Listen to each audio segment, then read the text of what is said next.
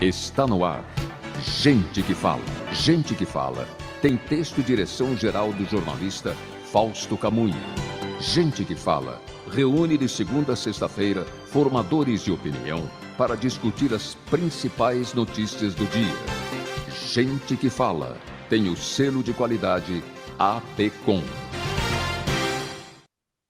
Olá, boa tarde. O programa Gente que Fala está começando pela Rádio 365, a sua rádio de todos os dias, por imagens também no AltV, a TV da internet, pelas nossas redes sociais, os perfis do Instagram, do Facebook, nosso canal no YouTube.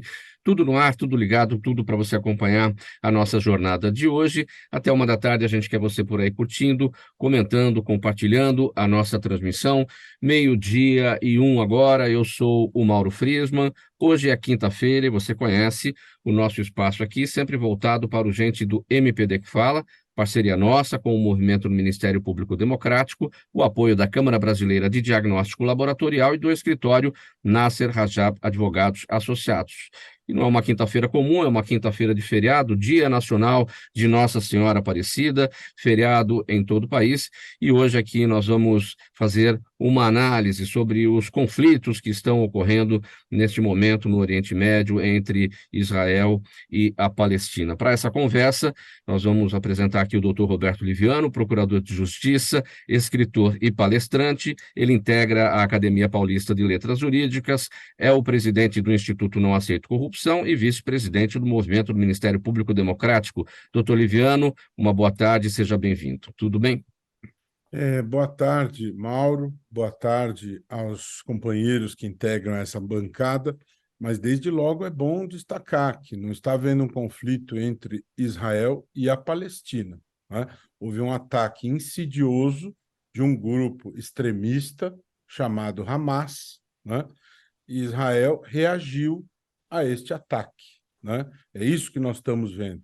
E, infelizmente, muitas pessoas, muitos civis de Israel estão sendo mortos e, infelizmente, muitos civis palestinos estão sendo mortos, né?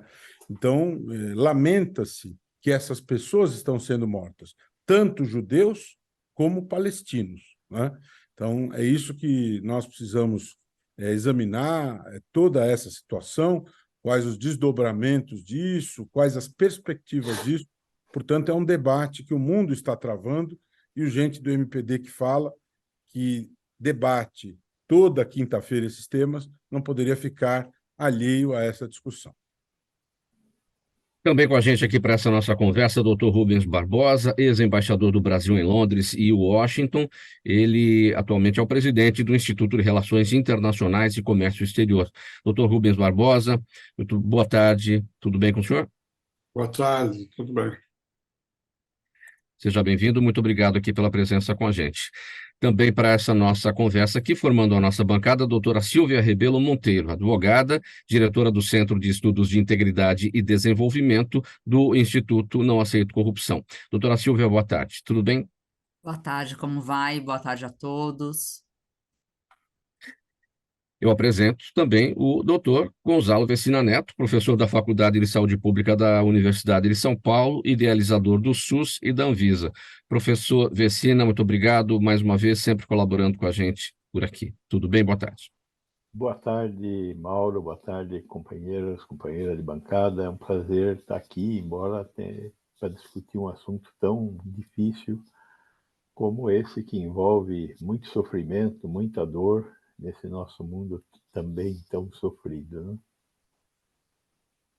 Bom, vamos lá então ao início do nosso assunto, disparar aqui a nossa conversa. Olha, no último sábado, o grupo extremista Hamas atacou Israel, disparando milhares de foguetes em direção ao Estado judaico a partir da faixa de Gaza, área palestina controlada pelos extremistas. Além da agressão pelo ar, os soldados do Hamas derrubaram as barreiras de proteção israelenses de alta tecnologia, atravessaram a fronteira entre a faixa de Gaza e Israel com armas e tanques e começaram a matar civis e a capturar reféns, entre famílias inteiras, crianças.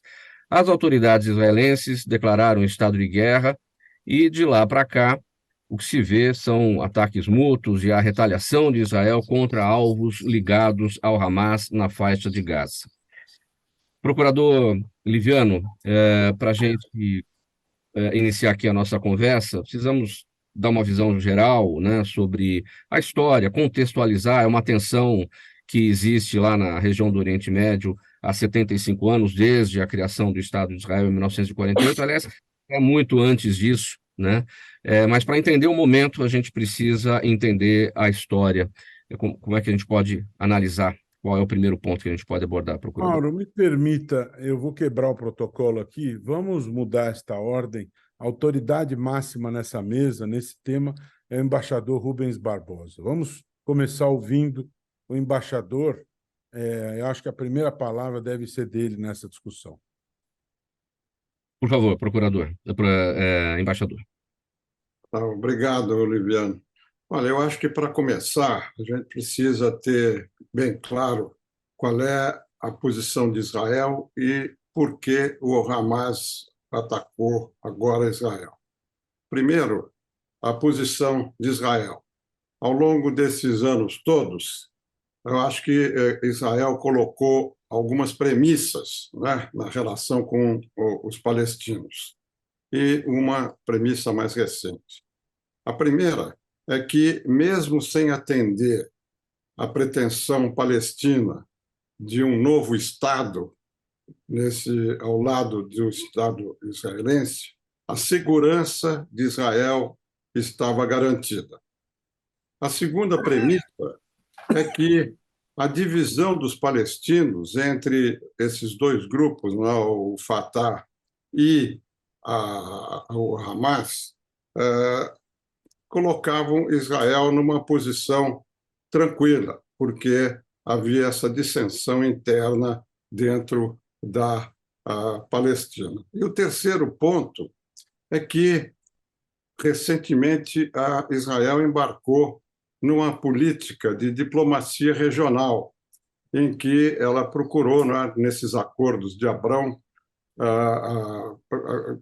normalizar a relação com os países árabes. E fez 4 acordos com Marrocos, com o Sudão mais recente, com o Bahrein e com os Emirados Árabes. E estava em negociação com a Arábia Saudita. Essa que, na minha visão, essa que era, né, a base de premissas de Israel para se considerar seguro. E isso tudo falhou. Quer dizer, a segurança de Israel, a mais sofisticada, foi quebrada, né?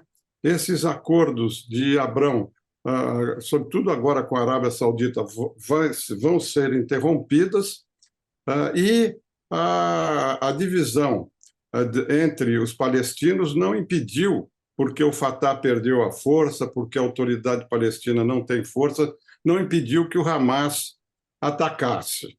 Isso é do lado palestino. Do lado do Hamas, a gente pergunta por que, não é, que o Hamas atacou agora.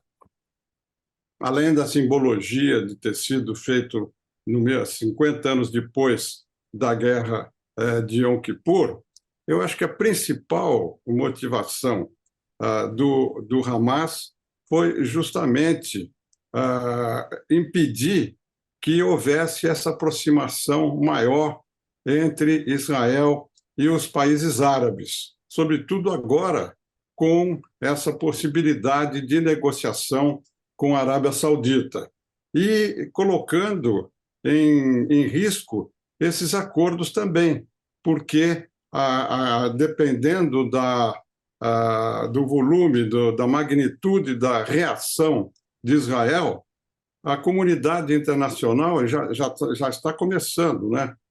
Houve anúncio de mortes de funcionários da ONU, já há pedidos para maior moderação de Israel. Então, se continuar essa destruição completa, não é, da faixa de Gaza e até uma possível intervenção terrestre, né, uma ocupação da faixa de Gaza, a comunidade internacional vai reagir e vai ficar muito difícil para os países árabes manterem esses acordos.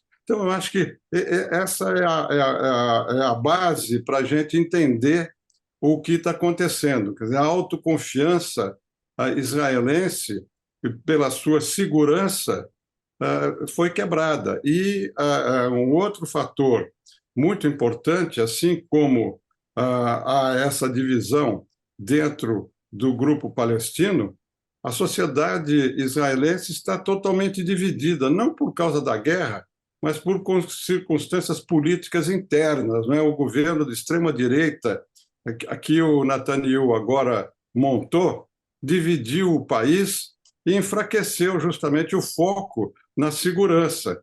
E agora, para projetar, com isso eu termino, né, para projetar para o futuro, o que vai acontecer? Eu acho que tudo isso que eu referi aponta para a necessidade de uma nova abordagem.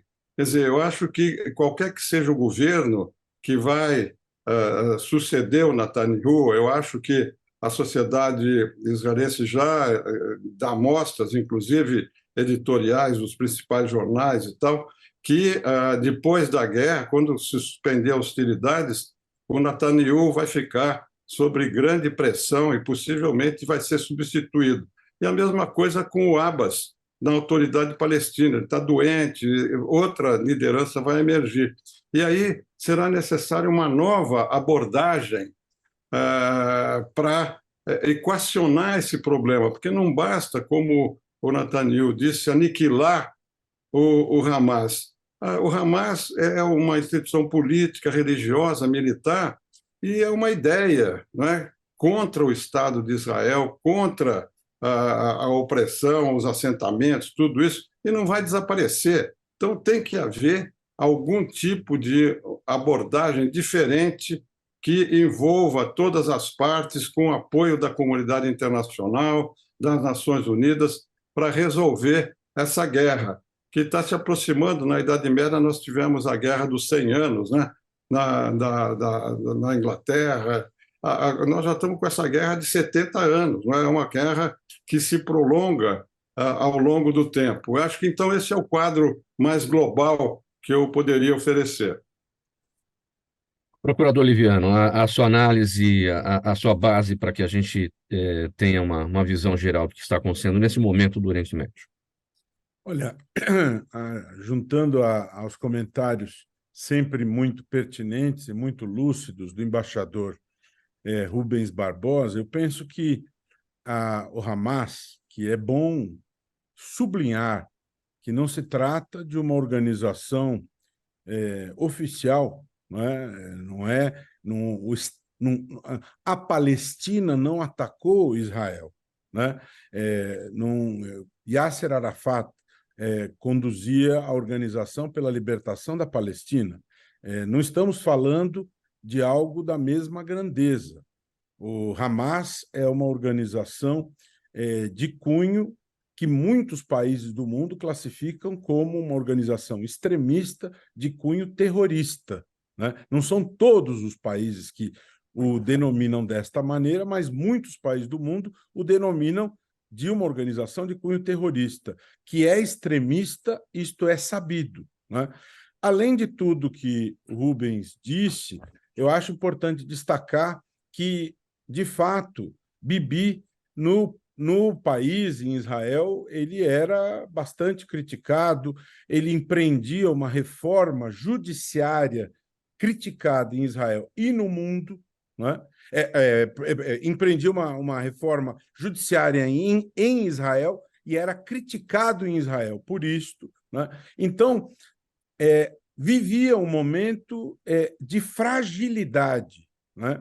Então, talvez essa situação tenha gerado um momento, uma circunstância propícia para que o Hamas agisse, né?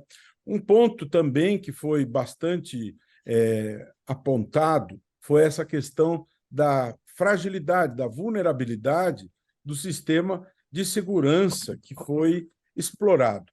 Agora, uma questão que me parece bastante relevante, o Rubens falou sobre reação, pedido de cessar-fogo. A ONU já pediu o cessar-fogo. Malala, que é Prêmio Nobel da Paz, pediu o cessar-fogo. Amina Mohamed, subsecretária-geral da ONU, em reunião fechada no início deste ano, ela apontou nesta reunião que a razão de ser da ONU está ameaçada, né? Porque nunca, desde a Segunda Guerra, o planeta viveu tantos conflitos armados, 2 bilhões de seres humanos vivendo em situação de guerra, ou seja, 1/4 da população do planeta, né? A Mina dizia o seguinte: os mecanismos diplomáticos estão soterrados, né? Não estão conseguindo obter êxito, não estão conseguindo obter sucesso. Desde quando no planeta um acordo de paz coloca fim a uma situação de guerra? Há quanto tempo nós temos diante de nós a guerra da Ucrânia, que não se consegue encontrar uma solução para ela? É uma situação bastante dramática, não é? Quanto se gasta com violência? O Instituto para a Economia e Paz, em 2022, ele aponta que nós tivemos 238 mil mortes em 2022, 100 mil mortes na guerra do leste da África, em Tigray, 83 mil mortes na Ucrânia e 91 países envolvidos em guerra. Em 2008, eram apenas 58 mil. Em 2022, o custo da violência no mundo chegou a 17,5 trilhões de dólares, ou seja, 13% do PIB planetário. Ou seja, um problema gravíssimo. Nós estamos falando agora do que está ocorrendo em Israel, mas esse é um problema mundial. E só para fechar o meu comentário, você abriu o programa, Mauro, falando que a Palestina e Israel estão em guerra, mas é muito importante destacar isto aqui. Netanyahu não está correto nas suas atitudes, elas são questionáveis. No entanto, nada justifica o ato de terror de extremistas, né? Nós não vamos buscar aqui quem está certo, quem está errado. Os atos de Bibi são questionáveis, mas nada justifica o terror, porque civis, pessoas que foram mortas pelo simples fato de viver em Israel, pelo simples fato de serem judeus, foram atacados e mortos. E, consequência disso, como retaliação, houve disparo de bombas e pessoas, pelo simples fato de viver na faixa de Gaza, também são mortas. Então, tudo isso é muito triste, porque civis estão sendo mortos em virtude desta situação. Quando você tem um conflito de guerra, na linha de tiro da guerra, se você tem soldados morrendo, é uma coisa. Agora, civis estão sendo mortos. Os judeus que foram mortos, casas invadidas, metralhados, assassinados, por serem judeus, por viverem lá de uma certa maneira, a dor do Holocausto está sendo revivida, né? Tudo isso é muito doloroso, tudo isso é muito grave, né? E, infelizmente, não vejo perspectivas no horizonte para que a paz seja construída, porque o mundo vive o racismo, o ódio, a xenofobia, não é? E vamos ver o que vai, os próximos movimentos aí, mas temos a Sílvia, o Gonzalo, e todos precisam se manifestar aí. Vamos ouvir a doutora Sílvia a respeito da percepção dela sobre o que está acontecendo neste momento no Oriente Médio. Doutora Sílvia. Bom dia a todos. É muito difícil para mim, para eu falar depois, né, de nobres personalidades. Eu queria só trazer algumas reflexões sobre como tudo isso, no final, é uma falta de respeito à diversidade, é uma falta de respeito à opinião do próximo, da religião, né? As pessoas, no final, todas essas guerras são em torno de manter o poder, de não aceitar o ceder em nenhum aspecto, então, de fato, nós não podemos dizer que um ou outro estão corretos. Eu concordo com o doutor Liviano que o terror ele não tem lugar de forma nenhuma, mas essa guerra dura 75 anos e a Palestina, os palestinos até hoje não têm um Estado, né? E temos assentamentos, temos as colônias judaicas na faixa de Gaza e ninguém quer ceder nesse aspecto, né? Então, eu acho que falha mesmo o órgão internacional para conseguir, e a própria comunidade, embargos, para conseguir trazer uma forma de um equilíbrio para ambos os lados. Porque o Hamas também utiliza pessoas como massa de manobra por falta de educação, por falta de condição econômica, né? Então, se isso não for trazido à tona pela ONU, que é a principal instituição formada para esse fim, não vejo mesmo como nós conseguiremos sair desse conflito. E em relação à guerra da Ucrânia, né, que o doutor Liviano comentou, nós temos um problema institucional na ONU, né, que são os membros permanentes que têm poder de veto pleno. Então, a partir do momento que um dos membros permanentes, e normalmente um deles está envolvido nesses conflitos, tem interesse na manutenção da guerra, o órgão de fato fica esvaziado. Obviamente que ele continua tendo as suas funções humanitárias, todas as abordagens, né, de sustentabilidade, de conscientização, mas no momento em que um deles, né, no caso a Rússia, por exemplo, tem o poder de veto, no caso dos outros conflitos, nós temos a Inglaterra envolvida, ou França, de alguma maneira, de fato fica muito complicado para o órgão e para o Conselho de Segurança agirem, né? Eu realmente entendo que enquanto não acharem uma forma de assentar os palestinos e dar a eles um Estado, um território, essa guerra nunca acabará. E isso depende, sim, também de um pouco de flexibilização por parte dos israelenses. Então, é esse ponto que eu gostaria de colocar. Professor Vecina, sua análise, sua percepção. Eu sou eu sou do mundo da saúde, né? Embora um cidadão deste mundo e procuro sempre estar informado do que se passa, né? Então, eu tenho opinião sobre o conflito árabe-israelense, né? Que, como já disse Liviano e o embaixador Rubens, é um conflito entre os palestinos e os judeus, né? E é um conflito que não tem 75 anos, tem 2000 anos, né? E essa história é uma história que a gente não pode ignorar. Por outro lado, de um lado existe esse movimento de uma parte dos palestinos, comandado pelo Hamas. O Hamas é, como já foi dito, uma organização dos palestinos que não aceita a existência do Estado de Israel. Ou seja, ele está em estado de guerra contra Israel desde que foi criado.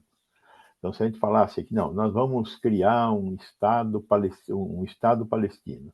Se a gente criar um Estado palestino e o Hamas continuar existindo, como continuará, ele estará em estado de guerra contra Israel, porque, na opinião deles, não há possibilidade de existir o segundo Estado, o Estado de Israel. Por outro lado, em Israel, particularmente os judeus ortodoxos, não aceitam a existência de um Estado palestino. E desde a criação de Israel em 1948 até hoje, nós entendemos um caminho que inicialmente destinou a faixa de Gaza e a Cisjordânia para ser o segundo Estado, e o que nós temos visto ao longo desses anos todos, desses 75 anos, o que nós temos visto é Israel colocando colônias com judeus na Cisjordânia. ou seja, diminuindo o espaço destinado à criação do Estado palestino. Além da ocupação das colinas de Golã, que não foram devolvidas até hoje, a Síria, além dos conflitos contínuos com o Líbano, e aí entra um outro ator nessa guerra, que são os palestinos associados ao Hezbollah e ao Irã. Então, a questão é, existem judeus que não aceitam o Estado palestino e existem palestinos que não aceitam a existência do Estado judeu. Isso termina em morte. Não é? Eu não consigo imaginar nenhuma saída para esse conflito hoje. Se Israel invadir a faixa de Gaza, não vejo outra saída senão assistir a um genocídio. Não tem a menor possibilidade. É um espaço muito pequeno, onde vivem 2.300.000 palestinos, que não estão tendo acesso a água, gás e energia elétrica e comida, porque Israel tem cercado Gaza, não tem como vir por ar, não tem como vir por mar, não tem como ir por terra. Então, qual é o futuro dos 2,3 milhões de palestinos que vivem na faixa de Gaza? A morte. Ou uma morte por asfixia, ou uma morte por invasão. Então, qual é a saída para esse povo? Bom, a saída talvez possam ser as autoridades mundiais, a Organização Mundial da ONU. Difícil, né? Nós estamos vendo hoje o que uma parte do mundo viu com o fim da Liga das Nações e a tentativa da criação dessa nova autoridade mundial, que já se comprovou absolutamente ineficaz, né? Não só por causa dos problemas de veto no Conselho de Segurança Mundial, mas não vejo alternativa para o funcionamento da ONU. Já foi um desastre durante a pandemia, né? Nós não conseguimos distribuir vacina entre quem precisava tomar vacina, enquanto os Estados Unidos e a União Europeia compraram 5 vezes a quantidade de vacina que eles precisavam para vacinar a sua própria população. Qual é o nome disso? É um desgoverno. Então, o mundo está necessitado de ter um governo que consiga resolver esse conflito e muitos outros. Né? Nós estamos falando de um conflito que tem 2.000 anos aí na Palestina. Nós estamos falando de Nagorno-Karabakh com os armênios. Tem quantos séculos essa disputa dos turcos com os armênios e com os que sucedem os turcos em bater nos armênios, ou o que acontece no Tigré, ou o que acontece num monte de lugares no mundo todo, os uigures da China, enfim, os rohingyas, Mianmar, enfim, existem como já disse aqui Liviano, existem muitos conflitos acontecendo no mundo. E o que falta bom senso para conseguir dominar isso. Quem tem razão nesses conflitos, com certeza ninguém tem razão, mas os palestinos, com esse ataque a civis, estão completamente errados. Né? Matar civis é inaceitável. Isso é um ato de terrorismo inaceitável. Então, meu caro Mauro, estamos perdidos. Doutor Rubens Barbosa, eu vou fazer a pergunta feita pelo professor Vecina. Qual é a saída? Porque lá se vão 75 anos. Quando da criação do Estado de Israel, em 1948, a ONU determinou faixa de Gaza e Cisjordânia sob a administração dos palestinos. A Jordânia, com a autoridade hoje, a Autoridade Nacional Palestina, Jerusalém Oriental, a administração da ONU, uma determinação que os judeus aceitaram e que os árabes não aceitaram, e o que se vê hoje com Hamas, desde sempre, evidentemente, é a aniquilação do Estado de Israel. Não se aceita o Estado de Israel. não se aceitam dois estados. E, por outro lado, grupos judeus extremistas também não aceitam dois estados. Então, a saída está onde, doutor Rubens? Seu áudio fechado. É muito difícil você hoje prever uma saída para essa crise. Como eu falei, tem que ter uma nova abordagem, porque nós temos que pensar como é que está a ordem internacional hoje, porque nós estamos discutindo uma questão muito pontual, mas isso se insere dentro de um contexto que afeta todos os países, né? Então, você tem, além recentemente, a Vecina mencionou, né, a questão da pandemia, você tem a guerra da Ucrânia, você tem uma série de situações geopolíticas que estão complicando a vida dos países.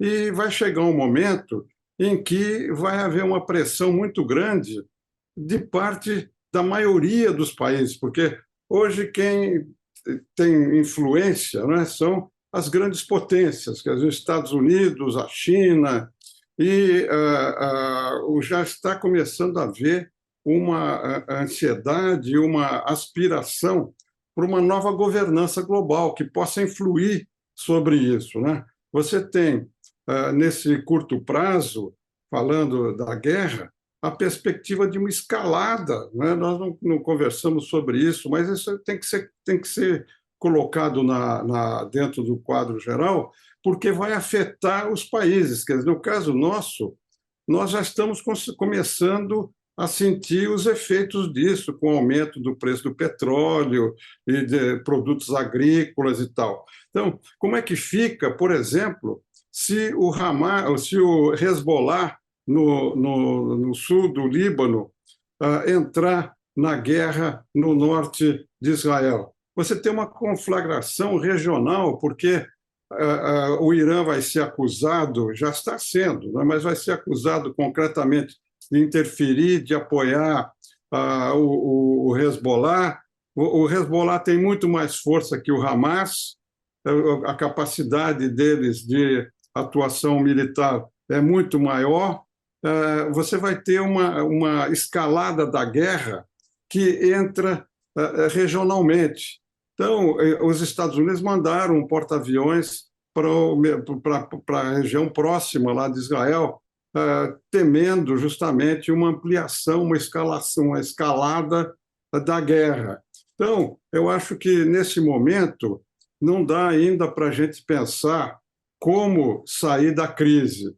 Nós temos que pensar, a comunidade internacional tem que pensar em como conter a crise, né? Como diminuir, tanto do lado do Hamas quanto do lado de Israel, e do lado do Hamas, o Catar, o Egito, estão pedindo moderação, estão pedindo que haja negociação, e do lado de Israel, certamente a China, a própria Arábia Saudita devem estar falando de mais moderação, porque se a gente for examinar do ponto de vista jurídico, como vocês falaram, quer dizer, ninguém sai bem na fotografia.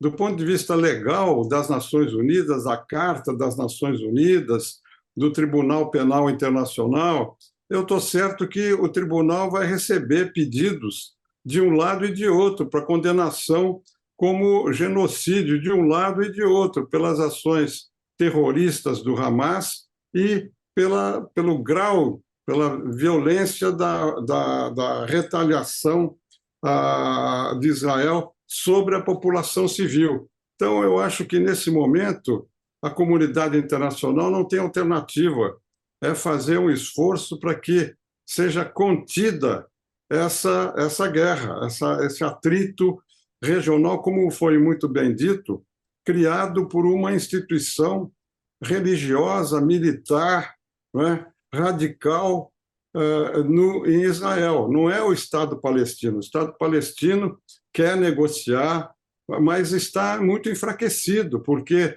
nós devemos lembrar que a última eleição que houve em Gaza foi em 2006, quando o Hamas ganhou. ganhou eleitoralmente. E depois, com a radicalização do Hamas, a autoridade palestina nunca mais convocou eleição lá, porque sabia que o Hamas ia ganhar. Então, você tem dos dois lados, do lado de Israel, uma nova visão, não radical, não extrema-direita, do lado da autoridade palestina, uma ação mais proativa, mais forte, menos radical, que vão ter que também atuar para a contenção desse conflito. Agora, é muito difícil hoje a gente pensar numa solução para essa questão dos dois estados. Eu acho que a criação de um Estado palestino vai se colocar, mas em outras bases. A gente não sabe ainda como isso vai se desenvolver. Este é o programa Gente que Fala, edição de quinta-feira. É o Gente do MPD que fala, parceria nossa com o movimento do Ministério Público Democrático, o apoio da Câmara Brasileira de Diagnóstico Laboratorial e do escritório Nasser Rajab Advogados Associados. Uma paradinha breve agora, pessoal, para o nosso intervalo, mensagem do nosso apoiador. A gente volta em seguida com a sequência da nossa conversa. Até já. Toda ação estratégica de sucesso tem um componente fundamental, um instituto de pesquisas ético, rápido e preciso. Afinal, é ele que vai fornecer informação confiável, sem achismos e palpites. E isso, numa época de mudanças rápidas e repentinas, é fator crítico de sucesso. A Orbis é um instituto de pesquisas que une precisão e confiabilidade estatística com a mais alta tecnologia de pesquisas do mercado. Tem inteligência artificial, robótica, big data, entre outros recursos, para que você tenha uma informação correta, confiável, com o menor custo e no menor tempo possível. Na sua próxima ação, seja ela corporativa ou política, comece pela Orbis, porque com a informação correta você vai mais longe, mais rápido e com mais segurança. De volta com o programa Gente que Fala, edição de quinta-feira. É o Gente do MPD que fala, parceria nossa com o movimento do Ministério Público Democrático, o apoio da Câmara Brasileira de Diagnóstico Laboratorial e do escritório Nasser Rajab Advogados Associados. Pela Rádio 365, a sua rádio de todos os dias, por imagens no AltV, a TV da internet e também nos nossos perfis Instagram, Facebook e o nosso canal no YouTube. Hoje a nossa conversa aqui neste feriado de quinta-feira, Dia Nacional de Nossa Senhora Aparecida, sobre os conflitos que estão se desenrolando neste momento no Oriente Médio. Procurador Liviano, a ONU não considera o grupo Hamas, que está atacando Israel, o grupo extremista, como um grupo terrorista. E o Brasil, embora outros países considerem o Hamas um grupo terrorista, o Brasil não considera. Por que o Brasil tem esta posição, na sua avaliação?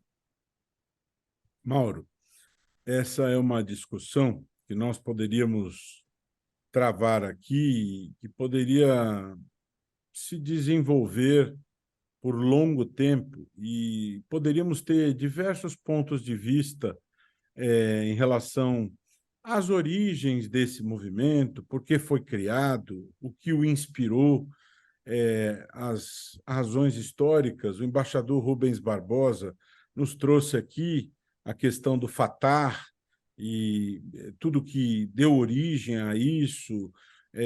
Tivemos lá atrás a Organização pela Libertação da Palestina. Existem interpretações distintas que determinaram caminhos e, como eu tinha dito na minha manifestação anterior, alguns países consideram, outros não consideram, são interpretações diferentes em relação a isso, né? O ponto é que nós temos, sem sombra de dúvida, extremismo nestas atitudes, extremismo condenável e, sem sombra de dúvida, não podemos dizer que estas atitudes representem a visão do povo palestino, né? O Fatah, o Hamas, ele não representa o povo palestino. É uma visão sectária de algumas pessoas. O povo palestino, e mesmo o Corão, que é a lei religiosa do povo muçulmano, o Corão não prega este tipo de atitude, esse tipo de postura de extermínio humano, né? O Corão tem um conjunto de preceitos éticos e vai na contramão desse tipo de comportamento, né? Então, isto é algo que me parece muito importante pontuar, né? Então, não podemos dizer, afirmar que os palestinos atacaram Israel. Não, não foram os palestinos. Foi o Hamas que atacou, né?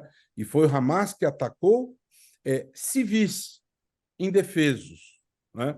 Agora, aproveitando aqui para que a gente possa focalizar o nosso debate e retornando à sua questão anterior, que me pareceu extremamente relevante, se eu fosse o secretário-geral da ONU, né, até por aquela questão que eu pontuei da Amina Mohamed, eu convocaria uma reunião da Assembleia das Nações Unidas, extraordinária, para discutir este assunto, este conflito. Pelo que acabou de se dizer, pelo impacto que isto gera em todo o mundo, né? Esta situação ela é muito grave, é muito dramática e ela impacta em todo o mundo, né? E eu procuraria trazer representantes que tivessem legitimidade para ali debater isto, representando o povo palestino, né? E procuraria trazer o maior número de países que pudessem, de alguma maneira, contribuir nesse processo, como bem pontuou o embaixador Rubens Barbosa, procurando encontrar alguma abordagem que pudesse nos trazer o caminho para a paz, né? A ONU, ao longo do tempo, vem se desgastando, ela não consegue se impor. O Gonzalo lembrou com muita felicidade, na pandemia, vimos esse fracasso, os Estados Unidos comprando o quíntuplo das vacinas necessárias, numa visão egoística perante o mundo, não é? Onde está a ONU? Não é? Então, está na hora da ONU dizer a que veio. Por que surgiu a ONU em 1945, após a guerra? Por que foi estabelecida a ONU num grande pacto do mundo? Para que se imponha diante de situações que colocam a civilização em risco, né? Existe uma situação dramática para toda a humanidade. Qual será o desdobramento de tudo isso, né? Isso é bastante sério, bastante grave, e como o Gonzalo destacou também, existe um risco de um genocídio às pessoas que vivem em Gaza. Eu sou judeu e eu tenho preocupação humana a essas pessoas que vivem em Gaza, porque eu não sei do que é capaz o senhor Bibi em relação a isso. Os judeus foram mortos de maneira covarde? Sim.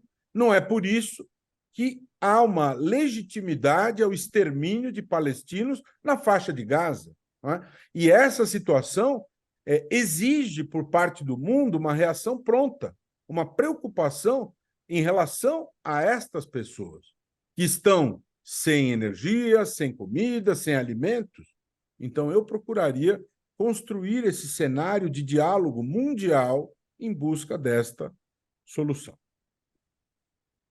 Professor Vecina, a razão de ser da ONU, ou a razão de existir da ONU, está ameaçada a ONU, que determinou, né, em 1948, a criação do Estado de Israel e estabeleceu todas as diretrizes do que a gente conhece hoje em relação a Israel. Veja, essas questões históricas, eu acho que não tem uma solução lógica, não tem solução lógica. Então, olhar para o que os ingleses decidiram em 1948, permitindo a criação do Estado de Israel, e dizer que isso faz parte da normalidade, não faz parte da normalidade, faz parte da história, né? Como já foi colocado aqui por todos. A Guerra dos 100 Anos, que o embaixador recordou aí, nós estamos próximos a bater a Guerra dos 100 Anos, que é um evento esdrúxulo, né? Neste momento que o mundo podia estar tendo um surto de desenvolvimento, o mundo está andando para trás por causa da guerra na Ucrânia, pelo aumento do petróleo, pela falta de trigo derivado das plantações ucranianas estarem sendo desaparecendo, né? Eu acho que o grande risco agora é o que nós vamos viver com a população que mora na faixa de Gaza, né? A gente já tem tido notícias da falta de medicamentos, da falta de oxigênio, da falta de material para os hospitais da faixa de Gaza funcionarem. Israel está bombardeando a faixa de Gaza e isso significa que tem gente sendo morta, civis, porque não tem um espaço daquele com a densidade demográfica que a faixa de Gaza tem, onde cair uma bomba vai morrer gente, não tem outra saída. Isso significa dizer que os civis que vivem na faixa de Gaza estão sofrendo os efeitos de uma guerra, né? Guerra é um negócio inaceitável, mas a boa forma de realizar a guerra diz que a guerra se trava entre soldados. Pois bem, lá não está acontecendo uma guerra entre soldados, né? O Hamas matou civis e agora Israel está provocando uma sufocação numa população de 2.300.000 habitantes que não tem acesso à água, porque lá não tem rio. A água tem que vir de fora de Gaza. Não tem acesso à comida, não tem lugar para plantar. Não tem acesso a gás para cozinhar, para minimamente, civilizadamente poder comer, né?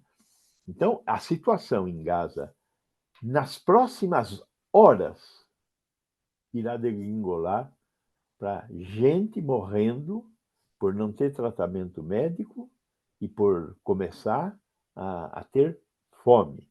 Nós vamos ter uma mortalidade elevada por fome. Se o mundo não intervir na forma como os judeus, os palestinos interagem na faixa de Gaza, nós vamos ter um evento, neste início de século, absolutamente inadmissível, com ou sem Israel invadindo com um exército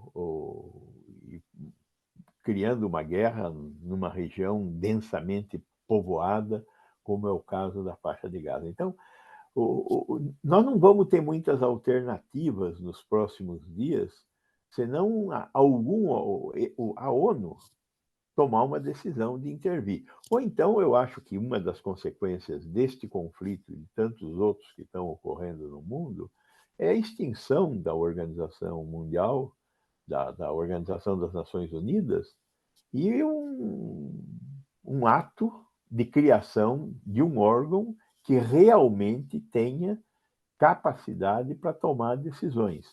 É possível isso? Estados Unidos, Rússia e China, que hoje são os 3 países com maior poder de fogo, com arsenais nucleares imensos, irão aceitar a existência de um terceiro poder eu estou muito cético. Eu infelizmente estou muito cético sobre a possibilidade de a gente encontrar uma saída que não passe pela morte dos 2, 3 milhões de palestinos que estão na faixa de Gaza.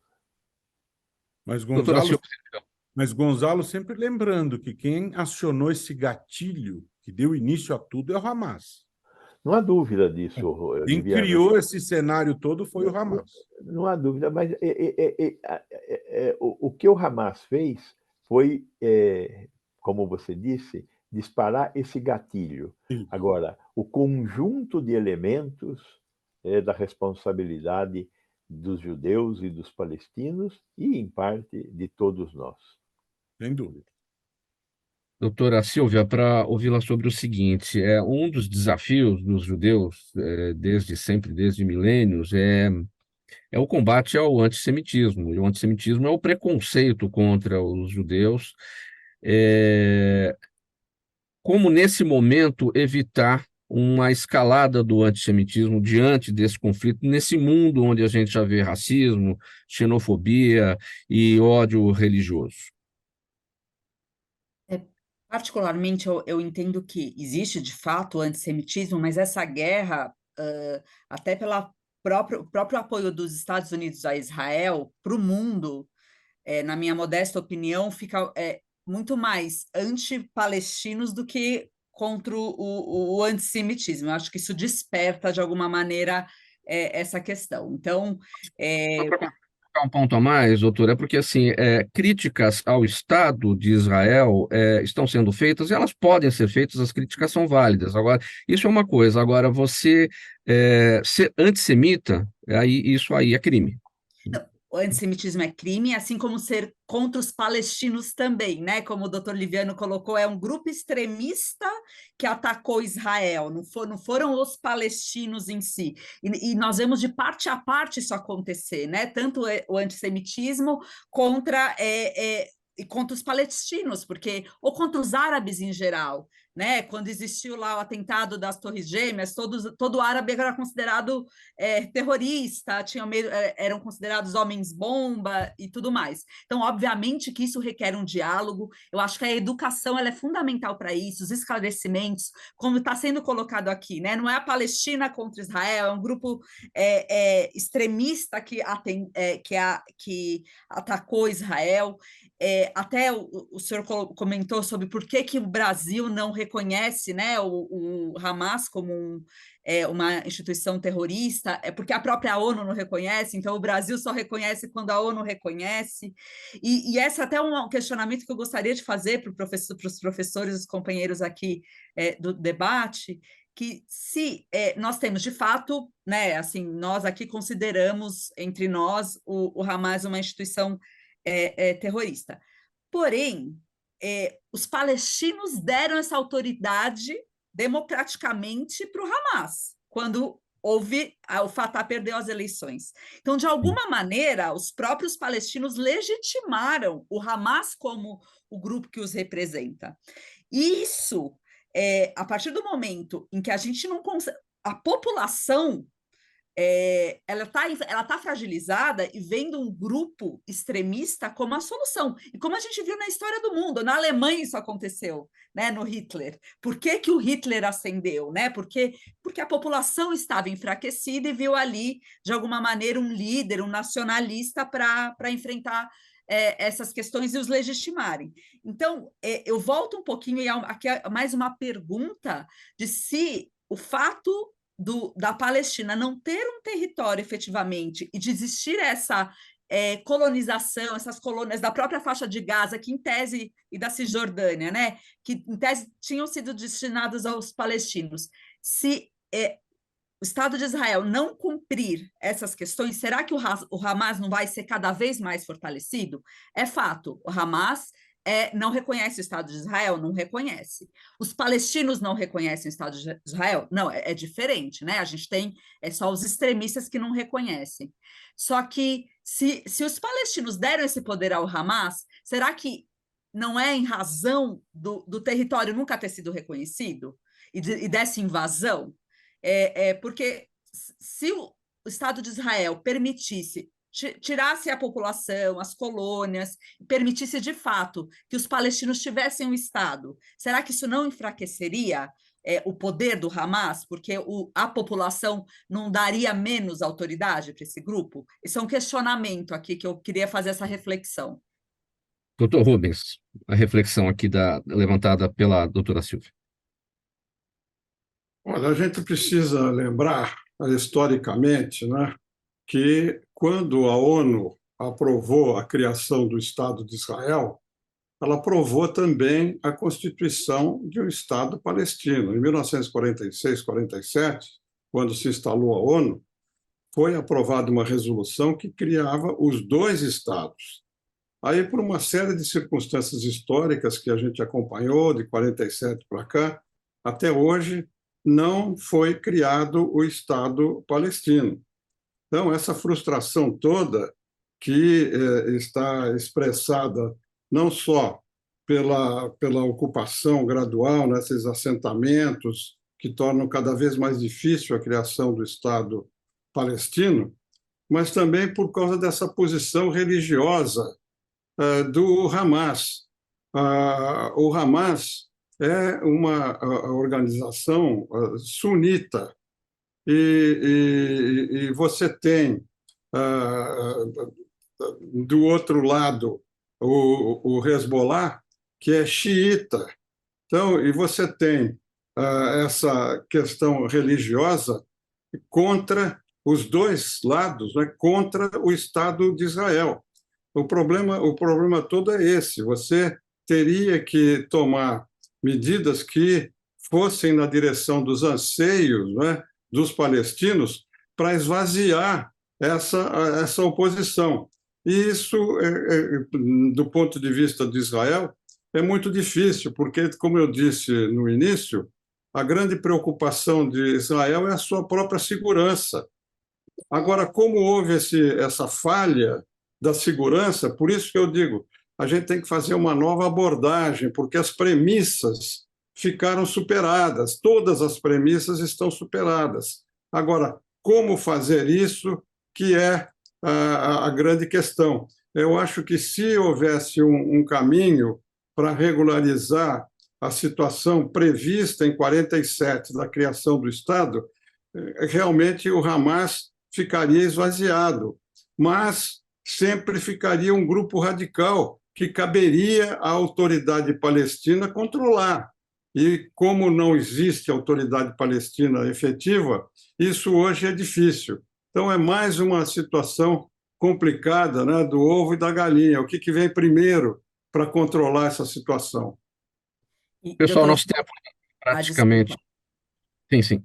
Pode concluir, doutora. Não, eu só queria concluir que também, depois da criação do Estado de Israel, existiram outras guerras que aumentaram o território, né? Então, também não se parou por ali. Eu acho que isso acaba, de alguma maneira, incitando esses atos de terrorismo. É só essa a conclusão que eu queria colocar. Muito bem. Olha, para dizer que o nosso tempo está já no final aqui, a gente vai precisar encerrar o nosso Gente do MPD que fala. A doutora Silvia está com a palavra. 15 segundos para a sua mensagem final, doutora. E aí eu passo para os demais. 15 segundos apenas.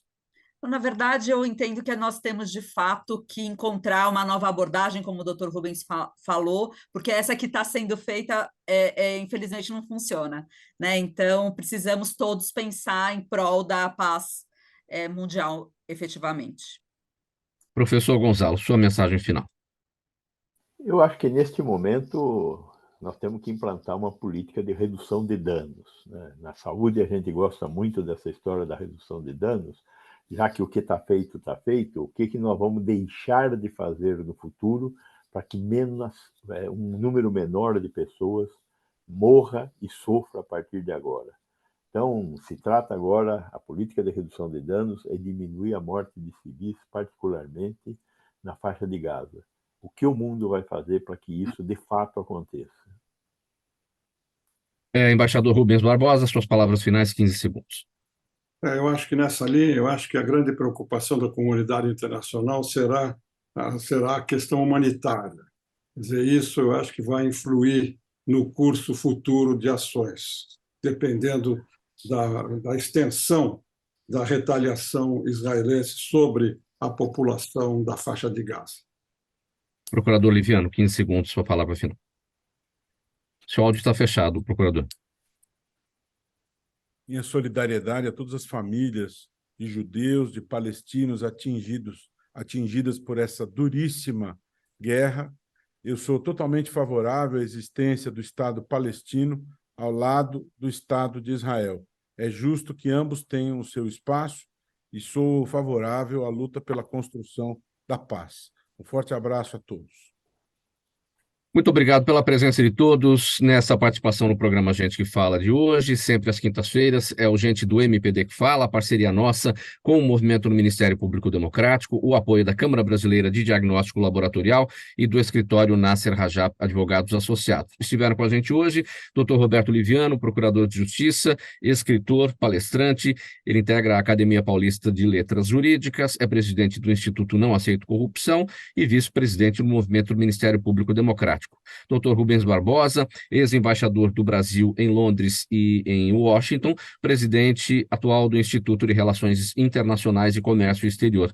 Também com a gente a doutora Silvia Rebelo Monteiro, advogada, diretora do Centro de Estudos de Integridade e Desenvolvimento do Instituto Não Aceito Corrupção, e o professor Gonzalo Vecina Neto, doutor Gonzalo Vecina Neto, professor da Faculdade de Saúde Pública da Universidade de São Paulo, idealizador do SUS e da Anvisa. A gente termina, então, aqui essa nossa análise, esse nosso olhar sobre os conflitos no Oriente Médio, desejando solidariedade às famílias das vítimas de ambas as comunidades, dos judeus, dos palestinos, e aqui também o entendimento de que há necessidade da existência de dois estados para o bom convívio, para as boas relações naquele local no Oriente Médio.